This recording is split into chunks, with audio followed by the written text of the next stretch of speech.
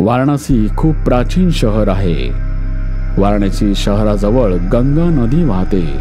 इथे खूप स्मशान घाट आहेत. स्मशान घाटाजवळच बाग सुद्धा बनवलेली आहे, गांधी गार्डन. त्यात अनेक प्रकारची फुलं लावलेली आहेत. शहरात बरेच गार्डन आहेत, पण याच्याहून सुंदर गार्डन कुठलंही नव्हतं. ही खूप सुंदर गार्डन आहे. ही वेगवेगळ्या प्रकारच्या फुलांनी सजलेली आहे. मुलांना खेळण्यासाठी झोपाळे बनवलेले आहेत. तिथे मुलं झोके घेत असतात. स्मशान जवळच असल्यामुळे रात्री तिथे हडळींचा आवाज येत असे. त्यामुळे रात्रीच्या वेळी घाबरून त्या बागेत कोणीही जात नसे. बागेच्या बाहेर लिहिलेलं होतं की रात्री बागेत जाणं पूर्ण बंदी आहे. पहारेकरी सुद्धा संध्याकाळी गेट बंद करून तिथून निघून जातात. सकाळ होताच बागेमध्ये सगळी लोक जमा होतात. दिवसा बागेमध्ये लोक हसत खेळत राहत होती. मोठी माणसं, लहान मुलं, महिला सगळे दिवसा त्या बागेमध्ये येत असतात आणि संध्याकाळी होताच सगळे परत घरी जात होते. पहारेकरी संध्याकाळी 5 वाजल्यानंतर बाग बंद करून निघून जातो. बाग एकदम सुनसान होऊन जाते आणि मग तिथे हडळ खेळत असते, पण लोकांना ती दिसत नसते. गांधी गार्डनच्या जवळच एक ऑफिस असतं. तिथे पूजा सुद्धा नोकरी करत असते. तीच पूजा बागेत जाते. सुंदर फुलांना बघून आनंदी होते. तिने याआधी इतकी सुंदर फुलं आणि इतकी सुंदर बाग कधीच पाहिली नव्हती. फुलांना पाहून तिच्या मनात हाव निर्माण होते. तिने विचार केला की ही पिवळी फुलं, वाह, किती सुंदर दिसत आहेत. किती छान छान फुलं आहेत इथे. भरपूर फुलं मी काढून घेईन. मंदिरात वाहायला उपयोगी पडतील. कुणी पाहायला नको मला. सगळ्यांच्या नजरा चुकवत ती हळूच उठून फुलांजवळ जाते आणि इकडे तिकडे बघत एक फूल तोडते. जसं ती एक फूल तोडते तेव्हाच तिथे एक हडळ प्रकट होते. ती हडळ पूजाच्या समोर उभी राहते. ती खूप भयानक असते. पूजा हडळीला बघून खूप घाबरते आणि पळायचा प्रयत्न करते, पण ती पळू शकत नाही. तिला असं वाटतं की तिला कोणीतरी बांधून ठेवलेलं आहे आणि ती खूप प्रयत्न करते, पण ती हलू शकत नाही. पूजा, पळायचा प्रयत्न करून काही उपयोग नाही. तू फुलाला हातच कसा लावलास? तू बागेतलं फूल का तोडलास? तुला माहित नाही मला ही सगळी फुलं किती आवडतात ते? आणि मी रात्री या फुलांची काळजी घेत असते. दिवसा पहारा देते. तू ह्यांचं नुकसान करायला आली आहेस. याची शिक्षा तुला नक्की मिळेल. शिक्षा म्हणजे कसली शिक्षा? तू एक फूल तोडलं आहेस म्हणून तुला एक फूलच बनवते. त्यामुळे त्या फुलाची जागा भरून निघेल. पूजा हातपाय पडते, रडायला लागते. नको, शिक्षा नको देऊस. मी यापुढे कधीच फुलं तोडणार नाही. तुला नक्की शिक्षा मिळणार आहे. बागेमध्ये पूजाच्या मदतीसाठी कोणीही येत नाही. लोक पाहतात तेव्हा ती रडत असते, पण लोकांना हडळ दिसत नसते. हडळ जोर जोरात हसत असते. प्लीज मला फूल बनवू नकोस. मला एक गोड मुलगा आहे. तो एकटा आहे. रात्री घरी नाही गेले तर तो खूप घाबरेल. मुलावर थोडी दया दाखव. आणि तसंही छोट्याशा चुकीसाठी इतकी मोठी शिक्षा नको देऊस. शिक्षा करणं माझं काम आहे. चुका करणं तुमचं काम आहे.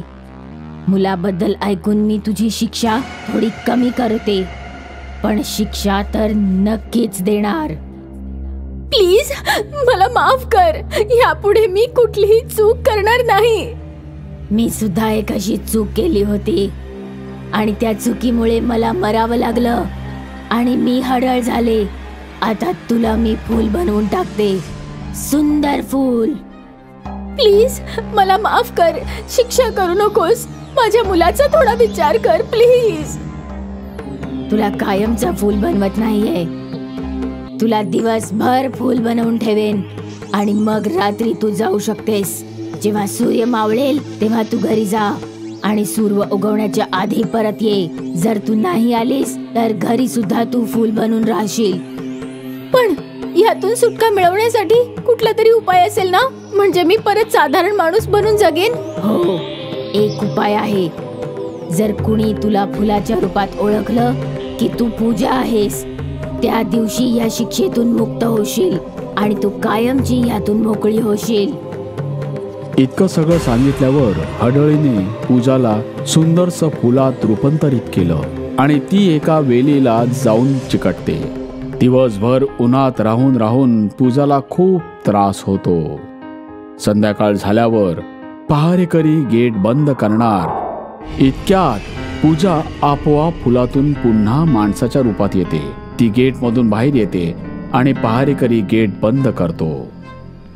पूजा पुन्हा घरी जाते तेव्हा ती पाहते की तिचा 10 वर्षांचा मुलगा मृणाल रडत असतो. आईला बघून तो धावत तिच्या जवळ जातो आणि आई त्याला जवळ घेते. आई, तू दिवसभर कुठे होतीस? मला तुझी किती आठवण येत होती. पूजा सगळं काही तिच्या मुलाला सांगते. मी बागेमध्ये एक फूल तोडलं म्हणून एका हडळीने मला फूल बनवून एका वेलीला चिकटवलं होतं. असं कसं होऊ शकतं? तू माझी गंमत करतेस ना? बाळा, मी खरं सांगते आहे. मला जर कोणी फुलाच्या रूपात ओळखलं तर माझी शिक्षेतून कायमची सुटका होईल. मग मी त्या बागेमध्ये कधी जाणार नाही. जर मला कोणी ओळखलं नाही तर रोज मला फूल बनून बागेमध्ये राहावं लागेल. फक्त रात्रीच घरी येऊ शकेन. आई, तू काळजी करू नकोस. मी उद्याच तुला ओळखेन. तू उद्या सकाळी बागेत जा. मी येईन तिकडे, तुला सोडवून आणेन. पण कसं बाळा? हे तर मला माहिती नाही, पण मी तुला बरोबर ओळखेन. सकाळ होताच पूजा नाईलाजाने पुन्हा बागेत जाते आणि बागेमध्ये जाताच पूजा फुलात रूपांतरित होते. बागेमध्ये खूप लोक व्यायाम करत असतात.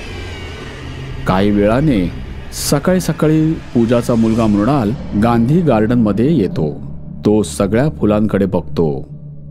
तिथे खूप फुलांची झाडं असतात. त्यामुळे त्याच्या लक्षात येत नाही या सगळ्यात फुलांमध्ये त्याची आई कोण आहे. काही वेळ इकडे तिकडे भटकल्यानंतर तो एक खूप सुंदर फुलाला पाहतो आणि त्या फुलाला हात लावून जोरात ओरडायला लागतो. ही माझी आई आहे, ही माझी आई आहे. लगेचच त्याची आई फुलातून माणसामध्ये येते. त्याच्या आईने तिच्या मुलाला जवळ घेतलं. डोळ्यातून आनंद अश्रू होते. हडळ सुद्धा तिथे लगेच येते. पण तू मला ओळखलंसच कसं? हो, तुझ्या आईला तू कसं ओळखलंस? सगळ्या फुलांवर दवबिंदू आहेत जी फक्त रात्रीच पडतात. सगळी फुलं रात्रीच इथे होती आणि आई, तुझ्या अंगावर दवबिंदू नव्हतेच, कारण रात्री तू घरी होतीस माझ्याजवळ. त्यामुळे मी तुला लगेच ओळखलं. हडळने आई मुलाचं प्रेम पाहिलं आणि हडळ म्हणते, बाळा, फक्त तूच तुझ्या आईला त्रासातून वाचवलं नाहीस, मला सुद्धा वाचवलंस. माझी ही जादू तुटल्यामुळे मी हडळीच्या आयुष्यातून मुक्ती मिळवते आहे. देव तुझ्यासारखा समजूतदार मुलगा सगळ्यांना देऊ. हडळ लगेच गायब झाली. आई मुलाने सुद्धा शपथ घेतली की कुठल्याही झाडाला फुलाला यापुढे त्रास द्यायचा नाही. बोध, आपण कधीही झाडफुलांना त्रास द्यायचा नसतो.